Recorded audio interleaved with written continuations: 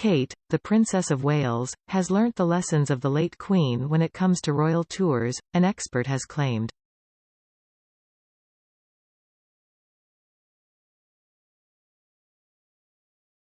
Senior royals are said to be readying themselves for 2 years of worldwide trips in a soft democracy blitz.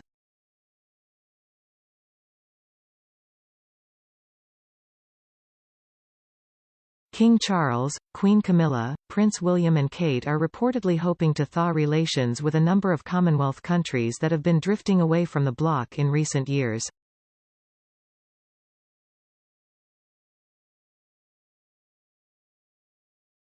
The tour also raises the chance of the Waleses bringing Prince George, 10, Charlotte, 8, and 5-year-old Louis with them.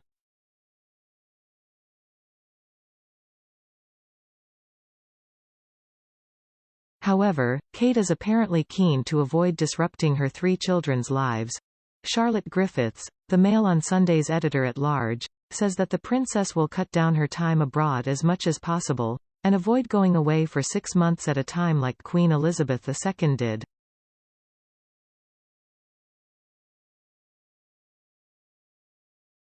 She told Palace Confidential, "Kate will nip out but probably won't stay for any more than 3 or 4 days at a time."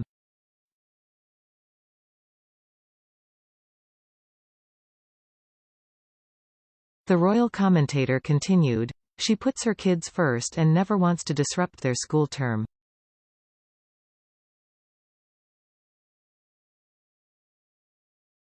She wants them to have as normal a life as possible, and not do what Charles had to live through as a little boy, which was not seeing his mum for 6 months at a time because she jetted off.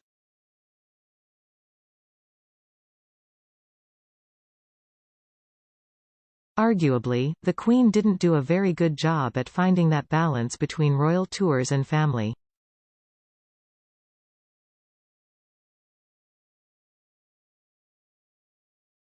Charles was deeply affected by being separated from his mum. Since becoming King, Charles hasn't visited one of the Commonwealth countries, having only made a single state visit to Germany in March.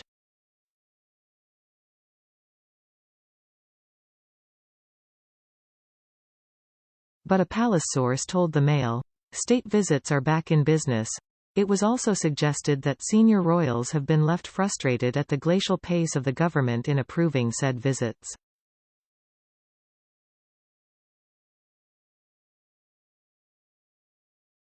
They are decided by the Foreign Office and Royal Visits Committee. After a forced rescheduling of a visit to France earlier this year due to riots, the King and Queen are reportedly looking to reschedule it for September.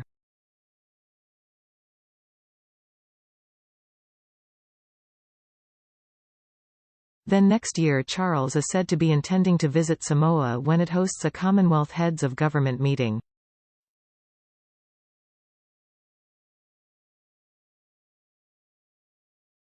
It was previously reported that the King and Queen will also travel to Kenya later this year.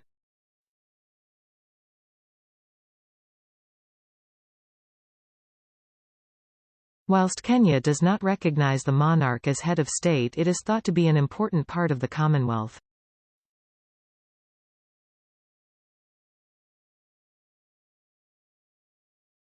Alongside that, William and Kate are expected to visit Singapore in the autumn, another Commonwealth nation.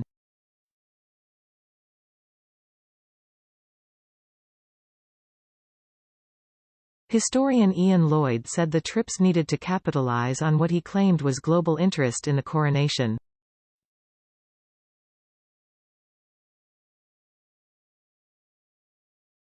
He added, "They need to do this soon before that interest wanes, and taking the Wales's children would prove to be a PR triumph too."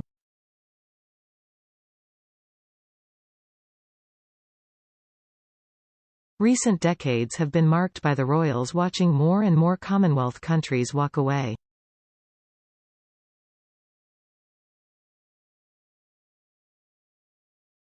Whereas the late Queen was once head of state of 31 nations, today there are only 14, with a number planning to walk away.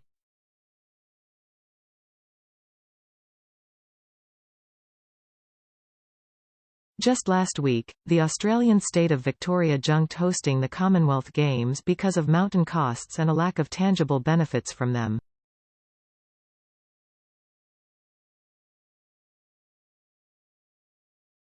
The 2026 Games could now face the axe after the costs tripled over the estimated £1.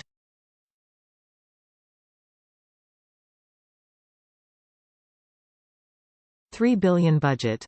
Similarly, Jamaica's Prime Minister Andrew Holness recently confirmed plans that he wanted to cut colonial ties with the Commonwealth.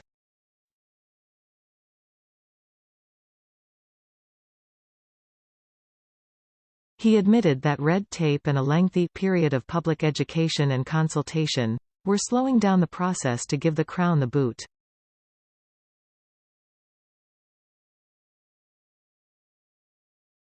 Other nations like Antigua and Barbuda could also break away, with their Prime Minister Gaston Browne telling the visiting Earl of Wessex last year that Britain should pay reparations for its atrocities.